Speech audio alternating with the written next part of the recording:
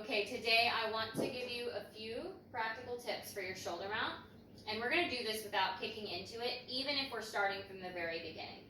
First and foremost is placement. A lot of times I see brand new pullers who are starting to learn this or trying to teach themselves start with their back completely against the pole like this.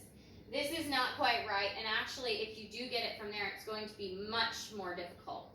I want the pole to be placed right here on the squishy part of your shoulder, okay? A little towards the back, but so not sitting directly on top, because if you're right on top, you're going to hit your collarbone, and that hurts really bad.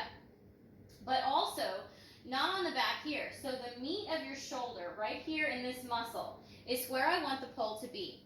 Also, when you're grabbing the pole, and we won't argue over which hand's on top or bottom, you do you, and we're doing this from a cup grip. There are other ones. There's your princess grip and stuff, but I'm going to show you cup grip. I want your elbows into the front because this is going to give you the most utilization of all of your muscle groups helping pull yourself up there. If your arms are out to the side, you can't actually access your pectoral muscles to help push you. It's really more of a push than a pull. And your biceps and triceps aren't as well utilized. So elbows to the front, squishy part of your shoulder right here. To get into that position, we're going to lean ourselves back a little bit, find that with our shoulder first, and then tuck our elbows in. And so you'll notice I'm not back to the pole. I'm actually arched out a little bit. Some people have more upper back mobility than me, and so they can be straight up and arch from there. That's totally fine. Now, the second thing that I want to show you is this. And there are a lot of other moves that this applies to. If this is your first time doing the shoulder mount, don't try to start standing up. Start from the floor.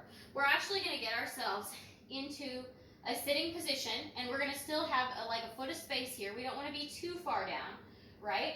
And then we're going to find that shoulder placement. So I'm going to lean myself back, adjust if I need to really get into that shoulder placement, squeeze those elbows forward so that I can utilize my pectoral muscles and my biceps and my triceps. And then I'm still not even going to start from here at first. I'm going to pull my hips up so that I'm most of the way there. From this position, I can just take one leg up and then push. And I'll be able to get into that shoulder mount. Now, if you're in a spot where you can't quite do that, that's okay. You can use this same thing to just take yourself into little tucks, or you're going to take one leg up at a time to strengthen those abdominals before getting into that position. But this is still such a safe way to do it instead of trying to throw ourselves into the shoulder mount until we build those muscles. So, again, you can take yourself here. Just holding yourself will start to build those abs, and then you can crunch legs in to work on them, or you can do tucks where you pull yourself up and set yourself down. So I hope those tips help you. If you have any questions, don't hesitate to reach out.